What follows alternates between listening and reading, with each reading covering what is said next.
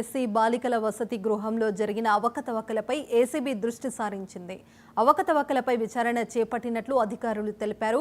Hostel అడ్మిషన్లో 51 మంది విద్యార్థులు register అయి ఉండగా 25 మంది మాత్రమే భోజనం అందిస్తున్నట్లు గుర్తించామన్నారు.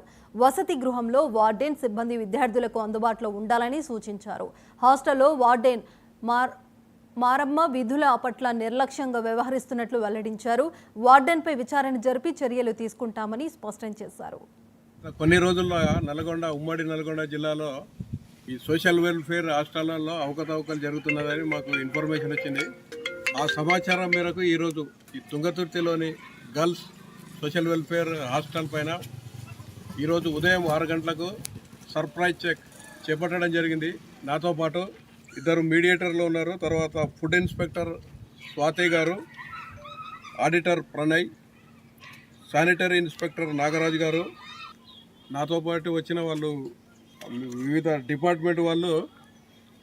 శానిటరీ ఇన్స్పెక్టరు ఈ బాత్రూమ్ కానీ క్లీనింగ్ కానీ పరిసరాలు అవన్నీ చెక్ చేశారు. ఫుడ్ ఇన్స్పెక్టర్ గారు ఫుడ్ స్టోరేజ్, తర్వాత ఫుడ్ కుకింగ్,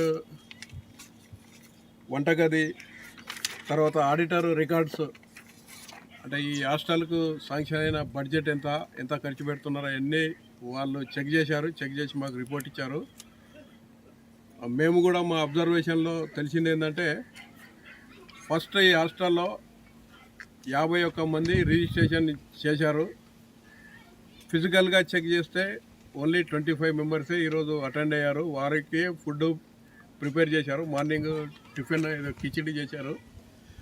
తర్వాత వాళ్ళకి ఎగ్జామ్స్ ఉన్నాయని స్కూల్కి వెళ్ళారు. ఈవినింగ్ మళ్ళీ వచ్చారు. వాళ్ళకు ఈవినింగ్ డిన్నర్ పెట్టిన తర్వాత వాళ్ళు మళ్ళీ వాళ్ళ ఇళ్ళకు వెళ్ళిపోతారని తెలిసింది. హాస్టల్ పెట్టిన తర్వాత వాళ్ళు ఇక్కడే ఉండాలి. వారితో పాటు స్టాఫ్, తర్వాత వార్డెన్ గారు కూడా ఉండాలి. అయితే గత కొన్ని రోజులు